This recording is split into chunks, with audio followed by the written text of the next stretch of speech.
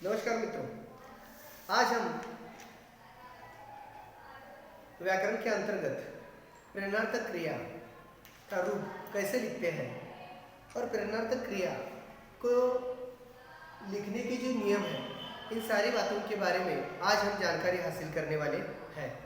तो सबसे पहले हमें प्रेरणार्थक क्रिया कहते किसे हैं, यह जान लेना आवश्यक होता है। उदाहरण के लिए मैंने प्रेरणार्थक क्रिया किसे कहते हैं यह आपको समझने के लिए कुछ उदाहरण यहाँ लिख कर रखे हैं। तो सबसे पहले हम उन उदाहरणों को देखते हैं, फिर इसके बाद मैं आप लोगों को बताऊंगा कि प्रेरणार्थक क्रिया क्या है, किसे कहते हैं। ठीक है, देखिए यहाँ करता है गोपाल। गोपाल कहानी लिखता है, पहली क्रिया है। दूसरा उदाहरण है पिताजी गोपाल से कहानी लिखाते हैं। तीसरा है पिताजी शिक्षक द्वारा गोपाल से कहानी लिखवाते हैं। अगर आप तीनों उदाहरणों को गौर से पढ़ेंगे तो आप लोगों को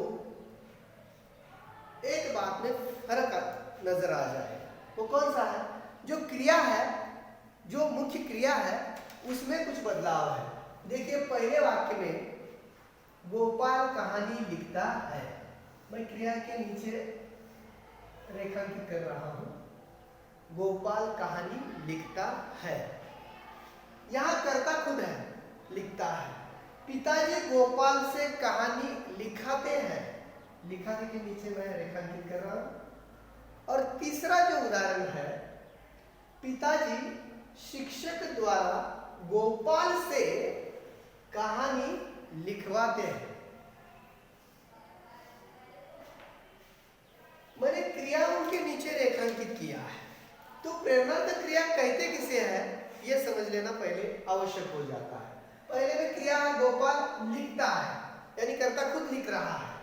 पिताजी गोपाल से कहानी लिखाते हैं, यहाँ क्रिया कर्ता खुद काम नहीं कर रहा, वो दूसरों से करवा के ले रहा है, दूसरों को प्रेरणा दे रहा है, दूसरों को प्रेरणा दे रहा है। और द्वितीय में तीसरा जो उदाहरण है, पिताजी शिक्षक द्वारा, यानी खुद नहीं दूसरों के द्वारा प्रेरणा लेकर शिक्षक द्वारा गोपाल से कहानी लिखवाते हैं। पिताजी क्या कर रहे हैं? शिक्षक के द्वारा गोपाल से कहानी लिखवाते हैं। यहाँ प्रथम प्रेरणा दी है और दूसरे में दूसरों के द्वारा प्रेरणा देकर काम करवाया गया है। ये बात समझ लीजिए। पहले वाक्य में गोपाल खुद है, कर्ता खुद है, गोपाल कहानी लिखता है, वो खुद लिख रहा है, यानी मूल धातु है। पिताजी गोपाल से कहानी लिखाते हैं, इसमें लिखाते हैं दूसरों से प्रथम प्रेरणा दी है। और तीसरे वाक्य में पिताजी शिक्षक द्वारा गोपाल से कहानी लिखवाते हैं, यानी ये द्वितीय प्रेरणार्थक है। उदाहरण के लिए मैंने आप लोगों को बताया, तो इसकी जो व्याख्या है यह मैं आप लोगों को बता देता हूं। जिस क्रिया से यह मालूम होता है कि कर्ता दूसरों के लिए काम कर रहा है, कर्ता दूसरों के लिए काम कर रहा है, तो उसे हम प्रेरणार्थक क्रिया कहते हैं। समझ में आ गई बात? फिर से एक बार बता देता हूं। कर्ता खुद काम नहीं करता, वो दूसरों के लिए काम कर रहा है, उसे हम प्रेरणार्थक क्रिया कहते हैं। ये उसकी व्याख्या है। इन तीन उदाहरणों के द्वारा मैंने आप लोगों को बताया कि प्रेरणार्थक क्रिया कैसे लिखते हैं। अब परीक्षा में यह सवाल कैसे आता है और हमें लिखना कैसे है, और इसके लिखने के जो नियम है यह मैं आप लोगों को बता देता हूँ। यह परीक्षा में 1 अंक के लिए आ जाता है। इसके लिए परीक्षा में कितने अंक है? 1 अंक है, यानी यह 1 अंक आप लोगों को बहुत ही आसानी से मिल सकता है। तो यह अंक हमें कैसे इकट्ठा करना है? देखिए परीक्षा में क्या पूछते हैं। मैं एक मूल धातु लेता हूं। देखिए यहां मैं लेता हूं चलना, प्रथम प्रेरणा यहां लिखता, लिखाते, लिखवाते। उसी प्रकार चलना, चलाना, चलवाना, दूसरों से करके लेना। ठीक है, ये मैंने एक उदाहरण ले लिया। यहाँ कौन सी किसी की भी मात्रा मैंने नहीं ली है। परीक्षा में जब ये प्रश्न पूछा जाता है तो ज्यादातर क्या किया जाता है, उसमें ई की मात्रा या उ की मात्रा डाली जाती है ताकि छात्र गलती कर बैठे। इसके दो नियम हैं। कौन से? पहले मैं आप लोगों को एक उदाहरण लेता हूँ, आप लोगों को झट से समझ में आ जाएगा। देखिए, पहला लेता हूँ मैं उदाहरण, दिखता है नहीं? दिखता है? देखिए, सीखना। देखिए, पहला नियम क्या है? मूल धातु जो है उसमें कुछ भी बदलाव नहीं करना है। यहां सीखना, तो सी की मात्रा कौन सी है? सी की मात्रा दीर्घ ई की है, हाँ? जिसे आप मराठी में दूसरी वेलांटी कहते हैं। जब हम उसे प्रथम प्रेरणा देते हैं तो इसका लिखते वक्त हमें क्या करना है? इसे पहली ई की मात्रा पहली देनी है। सीखना, सिखाना, सिखवाना। पहला नियम मैंने क्या बताया कि ई की मात्रा दीर्घ होते हुए भी मूल क्रिया में हमें जैसा है वैसे ही लिखना है। परीक्षा में ये पूछा जाता है। तब आप क्या करते हैं? सीखना, सिखाना, सिखवाना, और लिखते वक्त आप ये दीर्घ ई की मात्रा लिखते हैं तो वो गलत हो जाएगा। इसके लिए 0 अंक दिए जा सकते हैं। तो हमें कौन से बातों पर ध्यान देना है कि दूसरी ई की मात्रा है तो उसे पहली ई की मात्रा देनी चाहिए। जैसे कि सीखना, सिखाना, सिखवाना। यह मैंने दीर्घ ई का उदाहरण लिया है। अभी मैं दूसरा एक और उदाहरण लूंगा जिससे आपको पता चलेगा कि दूसरा नियम कौन सा है। दिख रहा है ये? देखिए, डूबना, डुबाना,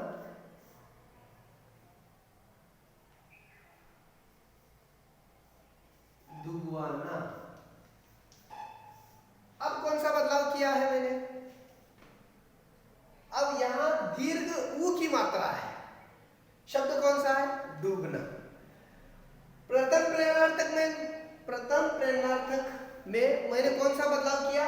डूबना, डुबाना, डुबवाना। सिर्फ इतना ही नहीं लिखा है, सिर्फ प्रेरणा नहीं लिखी है, तो उसमें पहले दूसरे नियम का पालन किया है। वही नियम है जहां यहाँ हमने क्या किया था? पहले उदाहरण में दीर्घ ई की मात्रा को ह्रस्व ई की मात्रा में परिवर्तित किया था। उसी प्रकार हमें डूबना में दीर्घ उ की मात्रा में ह्रस्व उ की मात्रा में परिवर्तित करना है। जैसे कि डूबना, डुबाना, डुबवाना। हम जल्दबाजी में क्या कर देते हैं? जल्दी जल्दी लिखते हैं, डूबना, डुबाना, डुबवाना। लिखा तो सही है, लेकिन उ की मात्रा में अगर हमने दीर्घ दे दिया तो यहाँ 0 अंक आपको मिल सकते हैं। इससे बचना है हमें। ये दो नियम है। क्या है कि दीर्घ ई की मात्रा हो तो ह्रस्व ई की लिखना है, दीर्घ उ की मात्रा हो तो ह्रस्व उ की मात्रा लिखनी है। कोई ज्यादा तकलीफ का काम नहीं है, कोई ज्यादा तकलीफ का काम नहीं है। सिर्फ दो नियम है। दीर्घ ई की मात्रा है, उसे हमने ह्रस्व में परिवर्तित किया है। सीखना, सिखाना, सिखवाना। उसी प्रकार दीर्घ उ की मात्रा है, उस दीर्घ उ की मात्रा को हमने ह्रस्व उ की मात्रा में परिवर्तित किया है। तो नियम दो ही है। प्रथम प्रेरणार्थक में हमने देखा था कि मूल धातु को कोई प्रथम प्रेरणा देता है। द्वितीय प्रेरणार्थक में हमने दूसरों से काम करवाया है। जैसे पिताजी ने शिक्षक द्वारा गोपाल से कहानी लिखवाई है। ठीक है? इसी प्रकार आज हमने चलना, सीखना, डूबना, इन 3 उदाहरणों का हमने अध्ययन किया है। कभी कभी ऐसा हो जाता है कि उदाहरण के लिए मैं बता देता हूं कि प्रथम प्रेरणार्थक में और दोनों प्रेरणार्थक रूप में समानार्थी शब्द दिखाई देते हैं। जैसे कि बांधना, बंधाना, बंधवाना, रखना, रखाना, रखवाना, बैठना, बैठाना लिख सकते हैं या बिठाना लिख सकते हैं। बैठना, बिठाना, बैठवाना। ठीक है? कुछ हम ऐसे उदाहरण लेते हैं कि आप लोगों को समझने में आसानी पैदा हो जाए।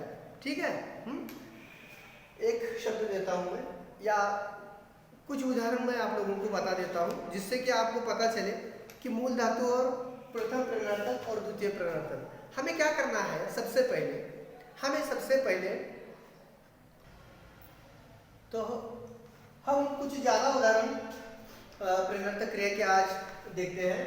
तो पहला उदाहरण लिया है मैंने डरना। मैं आप लोगों को इसके जवाब परीक्षा में कैसे लिखने हैं या उसके उत्तर कैसे छुड़ाने हैं, इसके लिए मैंने कुछ उदाहरण यहाँ लिख कर रखे हैं। अब हम इसे छुड़ाते हैं। तो लिखना कैसे है छात्रों को देखिए, ऐसे कॉलम बनाने हैं छोटे छोटे, ठीक है। उसमें मूल धातु, प्रथम प्रेरणार्थक, द्वितीय प्रेरणार्थक। परीक्षा में आपको 2 पूछे जाएंगे, आपको 1 लिखना है, लेकिन परीक्षा में आप दोनों के दोनों उदाहरण आपको छुड़ाने हैं। इस प्रकार कॉलम करना है, मूल धातु, प्रथम प्रेरणार्थक, द्वितीय प्रेरणार्थक।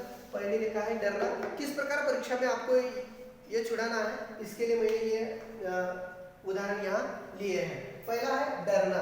कैसे लिखना है देखिए, डरना, डराना, डरवाना, ठीक है। पहले उदाहरण मैंने छुड़ाया है, डरना, डराना, डरवाना। दूसरा है गिरना, गिराना, गिरवाना, गिरना, गिराना, गिरवाना। एक उचित लय के साथ आप इसको पढ़िए ताकि परीक्षा में आपको आसानी पैदा होती है। कैसे पढ़ना है, डरना, डराना, डरवाना, गिरना, गिराना, गिरवाना। अगर आप 2 नंबर के इस उदाहरण की तरफ देखेंगे तो आप लोगों के मन में ये शंका पैदा हो जाएगी कि सर जी आपने तो बताया था कि दीर्घ ई की मात्रा होती है, तो यहाँ लिखते वक्त हमें ह्रस्व लिखना है। अगर ह्रस्व ही हो तो क्या करना है, तुम्हाला प्रश्न पडला असेल, पहिली वेलांटी असेल तर काय करायचं। इसके लिए मैंने ये उदाहरण लिया है, गिरना। यहाँ अगर ह्रस्व है तो ह्रस्व ही लिखना है, लेकिन यहाँ अगर दीर्घ है तो आपको यहाँ छुड़ाते वक्त ह्रस्व लिखना है। चाहे कुछ भी हो जाए, यहाँ लिखते वक्त प्रथम प्रेरणार्थक और द्वितीय प्रेरणार्थक में उत्तर लिखते वक्त हमें यह ध्यान में रखना है कि यहाँ लिखते वक्त ह्रस्व ही लिखना है, ह्रस्व ही लिखना है, चाहे वो ई की मात्रा हो चाहे वो ऊ की मात्रा हो, ठीक है। गिरना, गिराना, गिरवाना, ठीक है। अब तीसरा उदाहरण लेते हैं, सुनना। देखिए यहाँ पर मैंने पहले ह्रस्व ई की मात्रा का उदाहरण लिया है और यहाँ लेते वक्त ह्रस्व ऊ की मात्रा का उदाहरण लिया है ताकि आपकी गलती न हो सके। आप ये सोचेंगे कि शायद यहाँ ह्रस्व है तो यहाँ दीर्घ लिखेंगे, नहीं, यहाँ दीर्घ है तभी आपको यहाँ ह्रस्व लिखना है, यहाँ ह्रस्व है तो ह्रस्व ही लिखना है। गिरना, गिराना, गिरवाना, इस बात को आप ध्यान से याद रखो। सुनना, सुनाना, सुनवाना, सुनना, सुनाना, सुनवाना। इसके बाद जीतना। यहाँ दीर्घ है, यहाँ दीर्घ है, तो नियम क्या है, दीर्घ हो तो ह्रस्व लिखना है। जीतना प्रथम प्रेरणा है, यानी कि जिताना, जीतना, जिताना,